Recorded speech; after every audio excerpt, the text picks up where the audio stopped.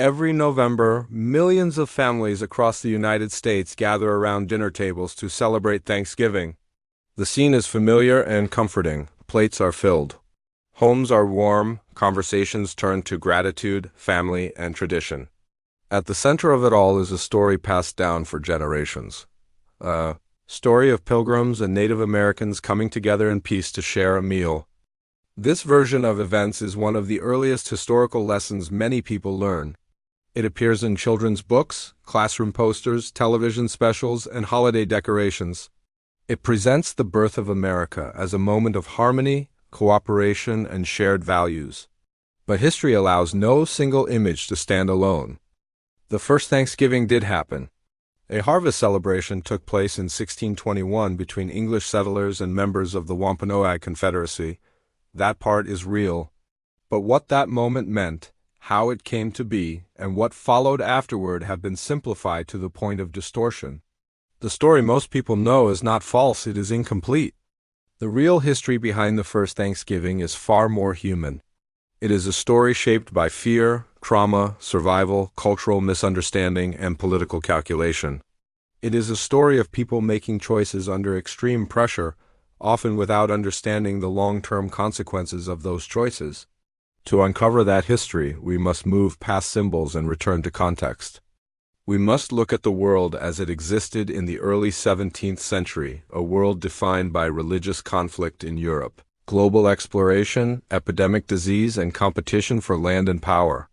Only then can we understand what the first Thanksgiving truly was, not the beginning of unity, but a fragile moment of cooperation in a much longer and far more complicated story.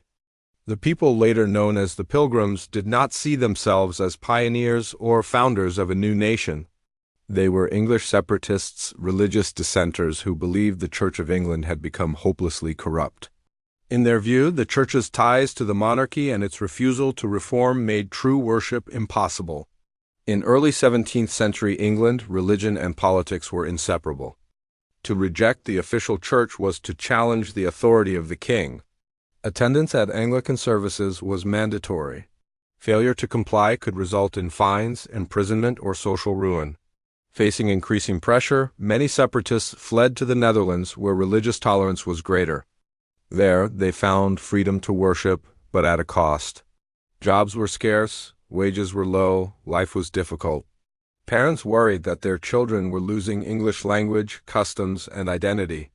Over time, the community's leaders concluded that remaining in Europe would mean slow cultural extinction. They needed a place where they could govern themselves. North America offered that possibility. Their journey, however, was not funded by faith alone. English investors financed the voyage, expecting profit from trade, fishing, and settlement. This meant that the Pilgrims were bound by contracts for years of labor after arrival. In September 1620, more than 100 passengers boarded the Mayflower. The voyage was miserable. Storms battered the ship, food spoiled, disease spread in cramped quarters. One passenger died before land was sighted. When the ship finally reached land in November, it was far north of its intended destination. They had missed Virginia. But winter was approaching, and there was no turning back. To the settlers, the New England coast appeared strangely empty. There were no large villages visible. No organized resistance, no signs of thriving populations. What they did not know was that they were arriving in the aftermath of a catastrophe. For decades before 1620, European fishing and trading vessels had visited the region. Along with metal tools and trade goods, they carried diseases that native peoples had never encountered: smallpox, measles, influenza, leptospirosis. Without immunity, native communities were devastated. Modern scholars estimate that in some coastal areas, between 50 and 70% of the population died in a matter of years. Entire villages disappeared. Political systems collapsed. Oral histories describe a world transformed almost overnight. The land the Pilgrims settled, Patuxet, had once been a Wampanoag village. Its people were gone. To the settlers, this absence seemed like opportunity, even divine favor. To native survivors, it was a scarred landscape filled with memory and loss. This imbalance in population and power would define every interaction that followed. The settlers began building Plymouth Colony in late 1620, They were ill-prepared for the New England climate.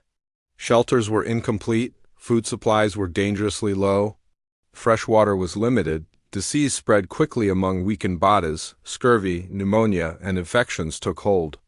Many settlers were too sick to work. Others died quietly in their beds. By the spring of 1621, nearly half of the colonists were dead. The survivors buried their dead at night. To hide the colony's weakness, faith was tested. Doubt grew. The colony stood on the brink of failure from nearby forests.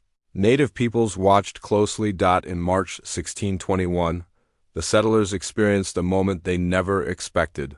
A native man entered the settlement and greeted them in English. His name was Samoset. Soon after, he introduced them to Squanto, known to history as Squanto. Squanto's life had been marked by trauma.